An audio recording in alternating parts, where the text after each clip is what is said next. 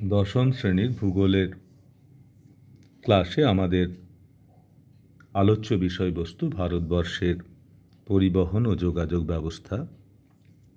এর আগের 5টি ক্লাসে আমরা ইতিপূর্বেই আলোচনা করেছি ভারতবর্ষের বিভিন্ন ধরনের পরিবহন ব্যবস্থা। এই মুহূর্তে আমাদের আলোচ্য বিষয়বস্তু যোগাযোগ ব্যবস্থা ও ভারতবর্ষের যোগাযোগ ব্যবস্থার প্রকৃতি। পরিবহন ব্যবস্থার আলোচনায় আমরা জেনেছি যে পরিবহন বলতে আমরা মূলত বুঝি ভূপৃষ্ঠে যে কোনো এক স্থান থেকে কোনো পণ্য বা ব্যক্তিকে অন্য স্থানে স্থানান্তরের যে ব্যবস্থা, সেই ব্যবস্থাপনাকে পরিবহন ব্যবস্থা বা ট্রান্সপোর্টেশন সিস্টেম বলা হয়। আমাদের বর্তমান আলোচ্য বিষয় যোগাযোগ ব্যবস্থা, ইংরেজিতে একে বলা হয় কমিউনিকেশন সিস্টেম। এখানে বলা হচ্ছে যে যোগাযোগ হলো মানুষের কথা ও বার্তা, তার পারস্পরিক আদান প্রদান। বার্তা ইংরেজিতে যাকে বলা হয় মেসেজ। তাহলে যোগাযোগ হলো এমন একটি প্রক্রিয়া, যে প্রক্রিয়ার মাধ্যমে দুই বা ততোধিক ব্যক্তি বা প্রতিষ্ঠানও হতে পারে, তাদের মধ্যে কিছু বিনিময় হবে ভাবের আদান প্রদান, কোনো ঘটনা বা তাদের উভয় দৃষ্টিভঙ্গি বা ভাবনার আদান প্রদান, এবং এই আদান প্রদান ঘটানোর লক্ষ্যে ভূপৃষ্ঠের এক স্থান থেকে অন্য স্থানে কোনো বার্তা বা তথ্য বা মতামত বা নির্দেশ বা উপদেশ বা পরামর্শ, এগুলি এক স্থান থেকে প্রেরিত হয়, অপর স্থানে সেটি গৃহীত হয়। এক ব্যক্তি বা এক প্রতিষ্ঠান সেটি প্রেরণ করেন এবং অপর ব্যক্তি বা অপর প্রতিষ্ঠান সেটি গ্রহণ করেন। অর্থাৎ প্রেরক এবং গ্রাহকের মধ্যে যোগাযোগের যে মাধ্যম, সেটি হলো যোগাযোগ মাধ্যম। এই যোগাযোগ মাধ্যমে কোনো ভাষার আকারে, শব্দের আকারে, অডিও ফরম্যাট যাকে বলা হয়, চিত্রের আকারে, সেই চিত্র স্টিল বা মুভি, এই ধরনের বিভিন্ন ধরনের মোড়কে, তথ্যকে বা ভাবকে স্থানান্তরের যে মাধ্যম, সেটি যোগাযোগ মাধ্যম। যোগাযোগ মাধ্যম এবং পরিবহন মাধ্যমের মধ্যে তাহলে আমরা মূলগত কি পার্থক্য পাচ্ছি? প্রথমত, পরিবহন ব্যবস্থার কাজ হলো পণ্যদ্রব্য বা মানুষকে এক স্থান থেকে অন্যত্র পৌঁছে দেবার ব্যবস্থা করা। কিন্তু যোগাযোগ ব্যবস্থার মাধ্যমে মানুষের মধ্যে কোনো বোধগম্য বার্তা বা তথ্য, অর্থাৎ আমাদের ভাবের আদান প্রদানের জন্য আমরা বিভিন্ন বার্তা বা তথ্য বা মতামত বা নির্দেশ, উপদেশ, পরামর্শ, এগুলি কেউ প্রেরণ করেন, কেউ গ্রহণ করেন। এই প্রেরণ এবং গ্রহণের মাধ্যমই হলো যোগাযোগ ব্যবস্থা। পরিবহন ব্যবস্থার স্থানান্তরের মাধ্যমের জন্য স্থলপথ, জলপথ, বিমানপথ, রেলপথ, রজ্জুপথ, এই রকম পাইপলাইন, বিভিন্ন ধরনের মাধ্যমে এক স্থান থেকে অন্য স্থানে পণ্য বা ব্যক্তিকে স্থানান্তর করা সম্ভব। অপরদিকে বার্তা প্রেরণের বিভিন্ন মাধ্যম আছে। সেই আলোচনায় আমরা একটু ইতিহাসের আঙ্গিকে একটি ক্ষুদ্র আলোচনা করব, যে কেমনভাবে যোগাযোগ ব্যবস্থা মানব সভ্যতার আদিকাল থেকে বর্তমান অবস্থায় এসে পৌঁছেছে, সেটার আলোচনায় আমরা একটু পরেই আসছি। পরিবহন যথেষ্ট ব্যয় সাপেক্ষ। দূরত্ব যত বৃদ্ধি পায়, পরিবহনের সময়সীমা ততই বৃদ্ধি পায়। দ্রুততম বিমান পরিবহন ব্যবস্থার মাধ্যমেও পৃথিবীর দূরতম প্রান্তে পৌঁছতে কয়েক ঘন্টা সময় লাগে, কিন্তু আধুনিক যোগাযোগ ব্যবস্থা, সেই যোগাযোগ ব্যবস্থায় পৃথিবীর অপর প্রান্তের দীর্ঘতম দূরত্ব 20,000 কিলোমিটার।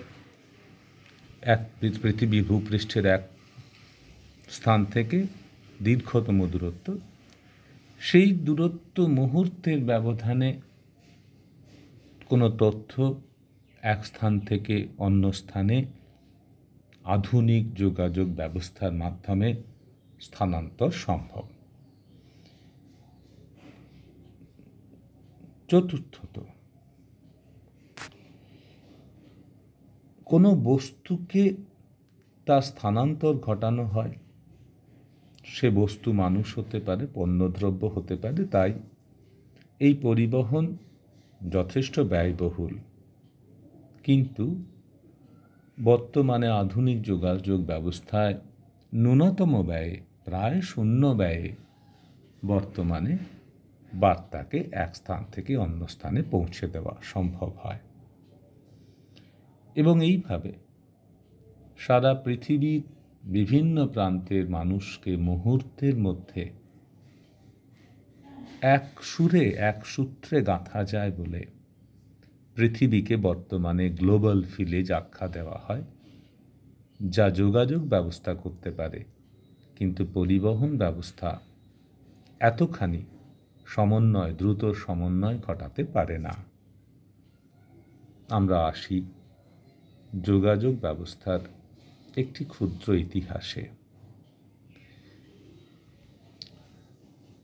পৃথিবীতে মানব সভ্যতার আদিকালে, ঊষাকালে, মানুষ যখন ভাষার আবিষ্কার শেখেনি, সেই সময় বিভিন্ন দুর্বোধ্য ভাষাহীন শব্দ, যা বর্তমানের বিভিন্ন প্রাণীরা করে থাকে, অথবা বিভিন্ন সংকেত, তার মাধ্যমে পার্শ্ববর্তী কোনো ব্যক্তির সঙ্গে অপর ব্যক্তির ভাবের আদান প্রদান চলত।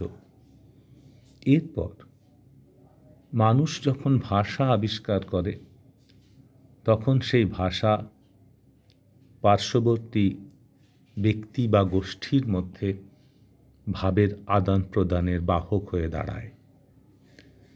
পরবর্তীকালে যখন লিপির আবিষ্কার হয়, তখন সেই লিপি এক স্থান থেকে অন্য স্থানে স্থানান্তরযোগ্য। সেই লিপি এক সময়কাল থেকে অন্য সময়কালে বাহিত হতে পারে। অশোকের শিলালিপি কয়েক হাজার বছর পূর্বে যা শিলার গাত্রে খোদিত ছিল, তা থেকে আমরা কয়েকটি শতাব্দী পেরিয়ে যাওয়ার পর, সহস্রাব্দ পেরিয়ে যাবার পরেও সেই শিলালিপির মাধ্যমে আমরা সেই সময়কার সমাজ ব্যবস্থা, অর্থনৈতিক ব্যবস্থা আমরা জানতে পারি। তাই লিপির আবিষ্কারের মাধ্যমে ভৌগোলিক দূরত্ব এবং সময় দূরত্বকে অতিক্রম করা সম্ভব হয়েছে, এবং এইভাবে লিপির মাধ্যমে আমরা ভাবের আদান প্রদান ঘটাতে পেরেছি। এবং মুদ্রণ যন্ত্র আবিষ্কারের পর লিপিকে আরও বহু দূরে ব্যাপকভাবে বহু মানুষের মধ্যে ছড়িয়ে দেওয়া সম্ভবপর হয়েছে। প্রাচীনকালে মানুষ পদব্রজে, অশ্বপৃষ্ঠে এক স্থান থেকে অন্য স্থানে গিয়ে কোনো সংবাদ বা বার্তাকে পৌঁছে দিয়ে আসত, এবং এই লক্ষ্যে প্রথম ডাক ব্যবস্থার প্রচলন হয় চীন দেশে, এবং 900 খ্রিস্টপূর্বাব্দে চীনে প্রথম ডাক পরিষেবার উদ্ভব হয়। ভারতবর্ষে শের শাহের আমলে ঘোড়ার পিঠে ডাক প্রথা চালু হয় এবং ব্রিটিশ যুগে লর্ড ক্লাইভ সর্বপ্রথম আধুনিক ডাক পরিষেবা চালু করেন। বর্তমানে ডাক পরিষেবায় ভারতবর্ষ বৃহত্তম দেশ, প্রথম সারির দেশ। এইভাবে চলছিল, অর্থাৎ দূর যোগাযোগের জন্য ব্যক্তিকে অপর সেই স্থানে গিয়ে বার্তা পৌঁছে দিয়ে আসতে হতো।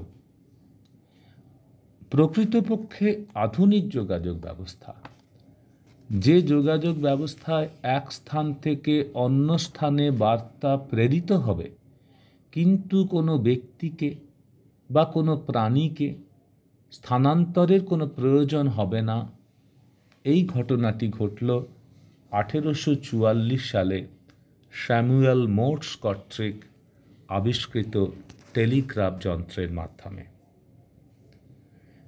এবং এই টেলিগ্রাফ যন্ত্রের মাধ্যমে,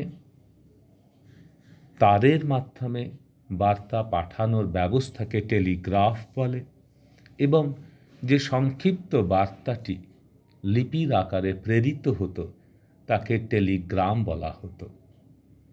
ভারতবর্ষে 2013 সালে ভারতবর্ষে এই পরিষেবাটি বন্ধ হয়ে যায়। এখন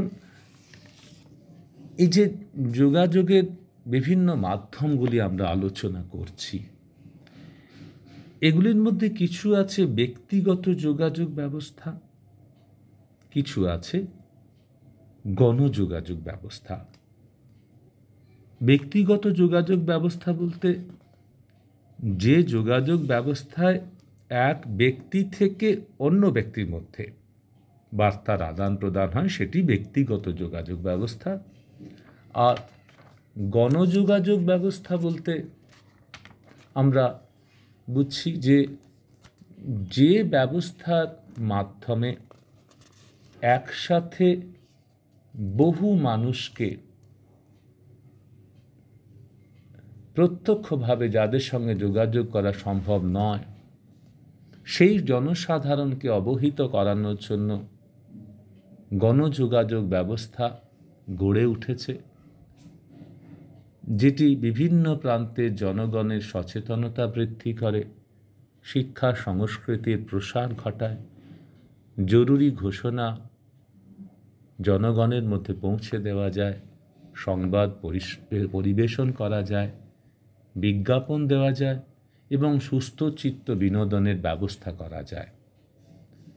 বিভিন্ন ধরনের যোগাযোগ ব্যবস্থার, গণযোগাযোগ ব্যবস্থার মাধ্যমগুলি হল বেতার ব্যবস্থা, দূরদর্শন ব্যবস্থা, চলচ্চিত্র, মুদ্রিত মাধ্যম, ভিডিও কনফারেন্স ইত্যাদি।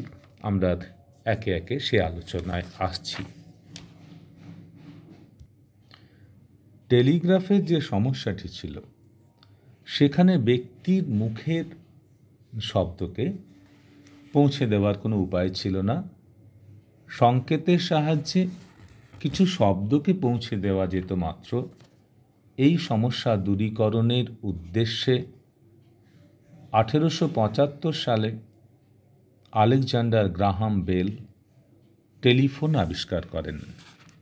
এই টেলিফোনও ছিল তারের সাহায্যে এক ব্যক্তি থেকে আরেক ব্যক্তির মধ্যে যোগাযোগের মাধ্যম। এবং এই টেলিফোন যোগাযোগ ব্যবস্থা যা 1875 সালে আবিষ্কৃত হয়েছিল, 1985 সালে 110 বৎসর পরে একটি বৈপ্লবিক পরিবর্তন এলো পৃথিবীতে, যেখানে তারবিহীন উপগ্রহ দ্বারা পরিচালিত, নিয়ন্ত্রিত, উচ্চ প্রযুক্তি সম্পন্ন অত্যাধুনিক চলমান টেলিযোগাযোগ ব্যবস্থা চালু হয়, যেটি আমরা এখন সেলুলার বা মোবাইল ফোন পরিষেবা নামে জানি। পৃথিবীতে 1985 সালে এটি প্রথম চালু হয় এবং ভারতবর্ষে 1995 সালে ভারতবর্ষে প্রথম সেলুলার বা মোবাইল ফোনের পরিষেবা শুরু হয়। এইভাবে অর্থাৎ আধুনিক যে যোগাযোগ ব্যবস্থা তার সূচনা ধরা যেতে পারে 1844 সাল থেকে শুরু হয় এবং ইন্টারনেট আবিষ্কারের পর এটি আবার অতি আধুনিক যোগাযোগ ব্যবস্থায় পরিণত হয়। আমরা ব্যক্তিগত যে যোগাযোগ ব্যবস্থা কথা বলছিলাম, সেই ব্যক্তিগত যোগাযোগ ব্যবস্থাকে মূলত দুই ভাগে ভাগ করা হয়, টেলিযোগাযোগ ও ডাক যোগাযোগ ব্যবস্থা। ডাক যোগাযোগ ব্যবস্থা সম্পর্কে কিছু কথা বলি। ডাক যোগাযোগ ব্যবস্থাটা একটু আগেই বলেছি, 900 খ্রিস্টপূর্বাব্দে চীনে প্রথম ডাক পরিষেবা উদ্ভব হয়েছিল। চিরাচরিত ইন্টারনেটের ব্যবহারের পূর্বে চিরাচরিত ডাক পরিষেবা ছিল বিভিন্ন ধরনের চিঠিপত্রের আদান প্রদান, পিয়নের মাধ্যমে, ডাক হরকরার মাধ্যমে, পার্সেলের মাধ্যমে বিভিন্ন বই বা উপহার সামগ্রী, পত্রপত্রিকা আদান প্রদান, মানি অর্ডারের সাহায্যে টাকা পাঠানো। এছাড়া বিভিন্ন ব্যাংক, বিমা, অন্যান্য আর্থিক সংস্থার সঙ্গে যোগসূত্র রক্ষা করা ইত্যাদি কাজগুলো ছিল চিরাচরিত ডাক পরিষেবার বিভিন্ন অংশ। আধুনিক ডাক পরিষেবায় ইন্টারনেট পরিষেবা চালু হওয়ার পর 1986 সাল থেকে speed post, express post, business post, বিভিন্ন ধরনের দ্রুত প্রেরণের মাধ্যম চালু হয়েছে এবং বর্তমানে আধুনিক ডাক পরিষেবায় আরও বিভিন্ন উন্নত পরিষেবা দেওয়ার ব্যবস্থা হচ্ছে। আমরা আসি টেলিযোগাযোগ ব্যবস্থা। টেলি অর্থে দূর, অর্থাৎ দূরকে মুহূর্তের মধ্যে নিকট করার যে ব্যবস্থা তাকে টেলিযোগাযোগ ব্যবস্থা বলা হয়। টেলিযোগাযোগ ব্যবস্থার উন্নয়নের প্রথম পদক্ষেপ বলেছি স্যামুয়েল মোর্স আবিষ্কৃত টেলিগ্রাফ এবং পরবর্তীকালে আলেকজান্ডার গ্রাহাম বেল আবিষ্কৃত টেলিফোন এবং তারপর সেলুলার বা মোবাইল ফোন। পরীক্ষায় প্রশ্ন আসতে পারে যে সেলুলার বা মোবাইল ফোনের সুবিধা এবং অসুবিধাগুলি কী কী। এটি গুরুত্বপূর্ণ একটি প্রশ্ন, যা তারযুক্ত অতীতের যে টেলিফোন ব্যবস্থা তার সঙ্গে কি বাড়তি সুবিধা এবং অসুবিধা এর আছে। প্রথমত তো সব থেকে বড় কথা, এটি পরিবহনযোগ্য, তাই যে কোনো স্থানে এটিকে সঙ্গে নিয়ে ঘোরা যায়, যা তারযুক্ত টেলিফোনের ছিল না, এবং যে কোনো স্থান থেকে মুহূর্তের মধ্যে আমরা সহজে যোগাযোগ করতে পারি অন্য কোনো ব্যক্তির সঙ্গে। এবং এই ব্যবস্থায় আমরা বুঝতে পারি যে কোন ব্যক্তি ফোন করছেন। প্রয়োজন হলে সেই ব্যক্তির ভয়েস আমরা রেকর্ড করে রাখতে পারি এবং শুধু মুখের ভাষা নয়, লিখিত বার্তা SMS এর মাধ্যমে আমরা প্রেরণ করতে পারি। এই কাজগুলি যে সমস্ত পুরনো ফোনগুলি, ফিচার ফোনগুলি করে থাকে। বর্তমানে স্মার্টফোনের কি সুবিধা সেটা বোধ হয় আমার থেকে, তোমরা যারা অপর প্রান্তে শুনছো তারা বোধ হয় আমার থেকে আরও ভালোই জানো। তবু পরীক্ষায় নম্বর পাওয়ার প্রয়োজনে আমাকে দু এক কথা বলতেই হয়। সেটা হলেই যে বিবিধ যে সুবিধা, সেখানে ইন্টারনেটের সুবিধাযুক্ত যে মোবাইল, স্মার্টফোন, সেখানে বেতার, FM বা টেলিভিশনের বা বিভিন্ন সংবাদপত্র পাঠের ব্যবস্থা আছে। সেখানে ভয়েস রেকর্ডিং, ক্যামেরার সুবিধা, গ্লোবাল পজিশনিং সিস্টেমের মাধ্যমে আমরা কোন অবস্থানে আছি তা দেখতে পারি, এবং গুগল ম্যাপের সাহায্যে আমরা পৃথিবীর যে কোনো প্রান্তের মানচিত্র, আমরা যে স্থানে আছি সেই জায়গার মানচিত্র জানতে পারি। মোবাইলের সাহায্যে আমরা ব্যাংকিং অর্থাৎ টাকা পয়সা আদান প্রদান করতে পারি, এবং ইমেলের সাহায্যে আমরা কোনো পত্রকে বা বার্তাকে অন্য ব্যক্তির ইমেল অ্যাড্রেসে মুহূর্তের মধ্যে প্রেরণ করতে পারি, এবং বিভিন্ন ওয়েবসাইটের মাধ্যমে আমরা সারা পৃথিবীর জ্ঞান ভাণ্ডারকে হাতের মুঠোর মধ্যে নিয়ে আসতে পারি মুহূর্তকালের মধ্যে। সোশ্যাল নেটওয়ার্ক সাইট যেমন ফেসবুক, হোয়াটসঅ্যাপ, এগুলির মাধ্যমে আমরা বিভিন্ন ব্যক্তির সঙ্গে সামাজিক সম্পর্ক রক্ষা করে চলতে পারি। বিভিন্ন অর্থনৈতিক প্রতিষ্ঠানে অর্থনৈতিক লেনদেন, বিভিন্ন ধরনের বুকিং, রেলওয়ে বুকিং, বাসের টিকিট বুকিং, হোটেল বুকিং, ডাক্তারের অ্যাপয়েন্টমেন্ট বুকিং, বিভিন্ন ধরনের কাজ আমরা বর্তমানের আধুনিকতম মোবাইল পরিষেবার মাধ্যমে পেতে পারি। তবে কিছু সমস্যাও এর আছে। এক হলো যে যদি বেনিয়ন্ত্রিত, অনিয়ন্ত্রিত ব্যবহার করি আমরা, তাহলে দুর্ঘটনা ঘটার, যানবাহন চলাচলকালে আমরা এই মোবাইল ব্যবহারের দুর্ঘটনা, এটি একটি নিত্য নৈমিত্তিক ঘটনা। মাঝে মাঝে যান্ত্রিক গোলযোগ বা উপগ্রহ যোগাযোগ ব্যাহত হলে মোবাইল ফোন পরিষেবা বিপর্যস্ত হয়। অল্প বয়স্কদের মধ্যে মাত্রাতিরিক্ত মোবাইল ফোনে সামাজিক অবক্ষয় ঘটাচ্ছে। বিভিন্ন ধরনের ভিডিও গেম বা আরও অন্যান্য বিভিন্ন ধরনের সোশ্যাল নেটওয়ার্কে জড়িয়ে গিয়ে ছাত্রদের পড়াশুনো অনেক সময় ক্ষতিগ্রস্ত হচ্ছে। অনেক সময় কুরুচিকর এবং অপরাধমূলক কাজকর্ম এই মোবাইলের মাধ্যম হয়ে থাকে। অত্যধিক মোবাইল ব্যবহারে ব্রেন টিউমার ঘটার সম্ভাবনা থাকতে পারে। এই ধরনের সমস্যাগুলিও এই মোবাইল ব্যবহারের মাধ্যমে হতে পারে।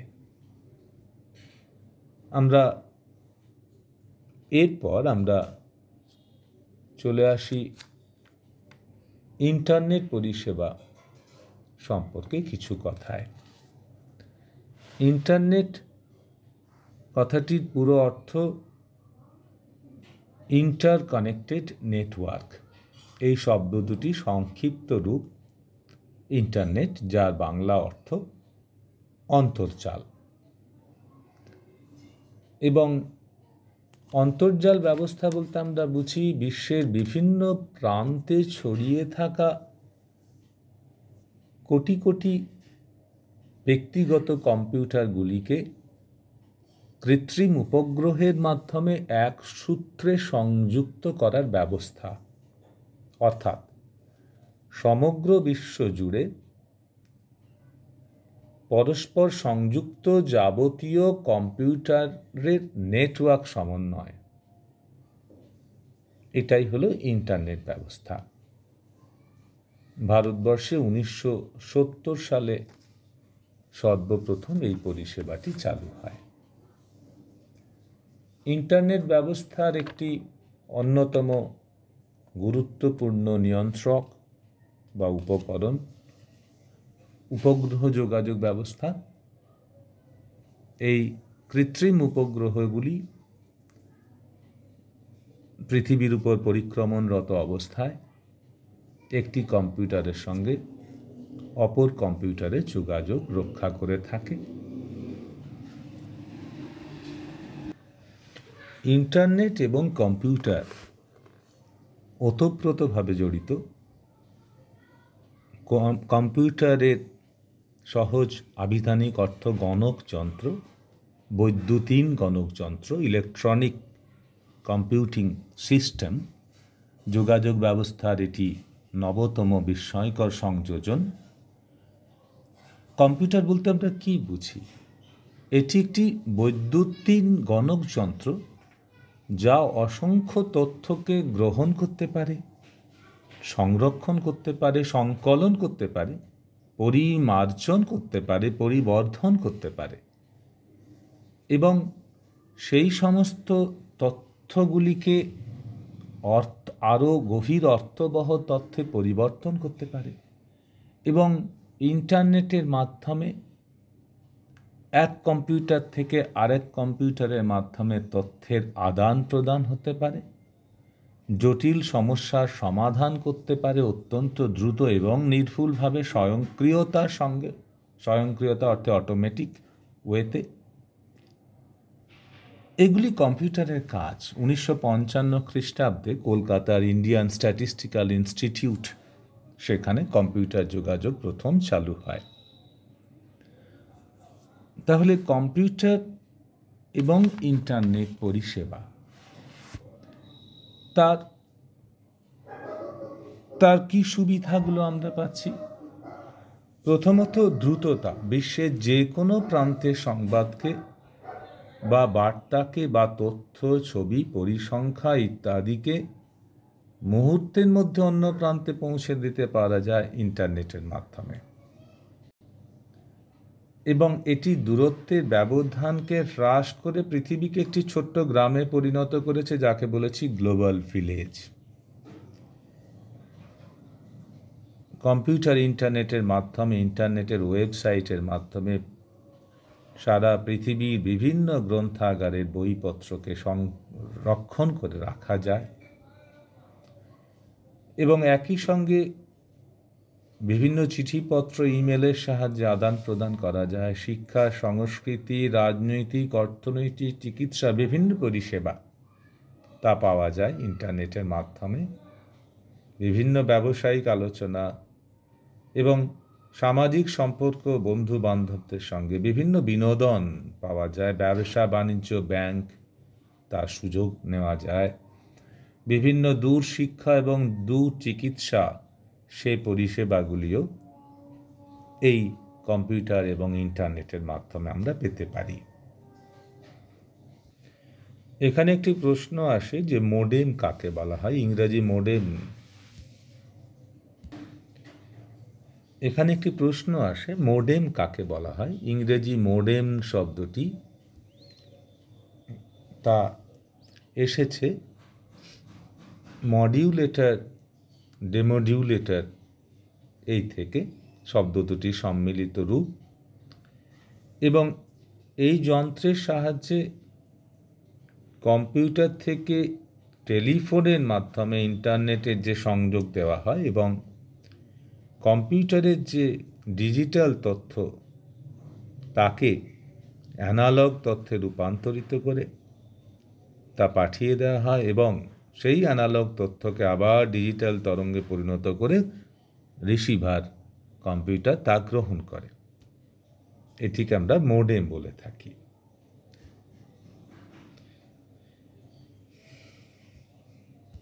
একটি ছোট্ট প্রশ্ন আসে, ইমেল কাকে বলা হয়?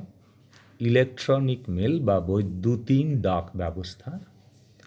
ইন্টারনেটে সুবিধাযুক্ত কম্পিউটারে প্রেরক, যিনি টাইপ করা চিঠিকে, সেই চিঠিকে প্রাপকের ইমেল নম্বরে প্রেরণ করেন এবং কৃত্রিম উপগ্রহের মাধ্যমে সেটি প্রাপকের ইমেল বক্সে পৌঁছায় এবং মুহূর্তের মধ্যে ন্যূনতম ব্যয়ে হাজার হাজার কিলোমিটার পথ অতিক্রম করে প্রাপকের কম্পিউটারে পর্দায় সেই চিঠিটি ফুটে ওঠে, একে ইমেল বলা হয়। ই কমার্স কাকে বলে? ই কমার্স হলো বৈদ্যুতিন বাণিজ্য ব্যবস্থা। কম্পিউটার, আমাদের যে সেলুলার ফোন, সেগুলিও এক ধরনের ক্ষুদ্র কম্পিউটার। এই কম্পিউটারের মাধ্যমে ইন্টারনেটের সাহায্যে অনলাইনে কোনো পণ্য বা পরিষেবা ক্রয় বিক্রয় বা আদান প্রদানের ব্যবস্থাকে ই কমার্স বলা হয়, যার মাধ্যমে বিশ্বের যে কোনো প্রান্তে বসে অন্য প্রান্তের পণ্যদ্রব্য কেনাবেচা করা যায়। আমরা এরপর একটু চলে আসি গণযোগাযোগ ব্যবস্থায়। গণযোগাযোগ ব্যবস্থা কাকে বলে যদি প্রশ্ন আসে, যে যোগাযোগ ব্যবস্থার মাধ্যমে একই সঙ্গে বহু মানুষের সাথে প্রত্যক্ষভাবে যোগাযোগ করা সম্ভব, তাকে গণযোগাযোগ ব্যবস্থা বলা হয়। গণযোগাযোগের অতীতে মাধ্যম ছিল যাত্রা, তবে দূর গণযোগাযোগ এবং মুদ্রণ যন্ত্রের মাধ্যমে বহু মানুষকে কোনো বার্তা বা ইনফরমেশন বা নলেজ পৌঁছে দেওয়া যেত মুদ্রণ মাধ্যমে। বিভিন্ন ভাষায় সংবাদপত্র, ম্যাগাজিন, এগুলি মুদ্রিত মাধ্যমে মানুষের কাছে পৌঁছে দেওয়া হয়। এখানে একটি প্রশ্ন আসে, ভারতবর্ষের বৃহত্তম সংবাদ সংস্থা হল প্রেস ট্রাস্ট অফ ইন্ডিয়া, সংক্ষিপ্ত নাম পিটিআই। রেডিও পরিষেবা তারবিহীন, তাই বেতার রেডিও 1896 সালে ইতালীয় বিজ্ঞানী মার্কনি রেডিও আবিষ্কার করেন। ভারতবর্ষে বিখ্যাত বিজ্ঞানী আচার্য জগদীশচন্দ্র বসুও রেডিওর আবিষ্কারে তার অবদান কম নয়, যদিও প্রাতিষ্ঠানিক পরিচিতি পেয়েছেন ইতালীয় বিজ্ঞানী মার্কনি। এই ব্যবস্থাতে কোনো তার ছাড়াই সম্প্রচার কেন্দ্রের বার্তা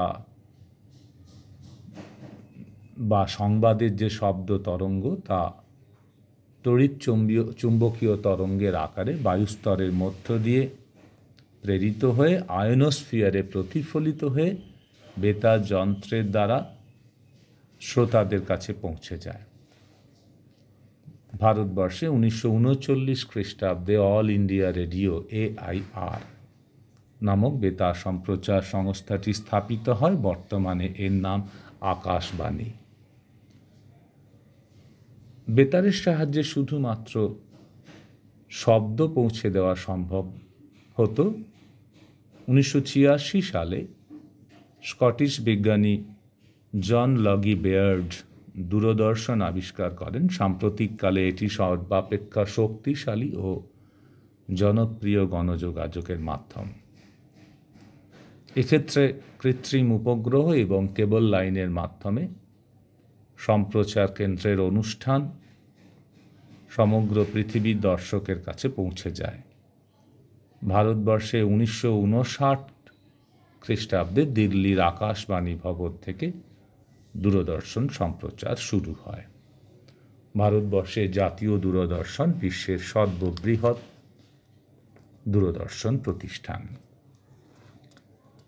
চলচ্চিত্র বা সিনেমা এটি একটি গণযোগাযোগের মাধ্যম, যেখানে সাংস্কৃতিক আদান প্রদান সম্ভব।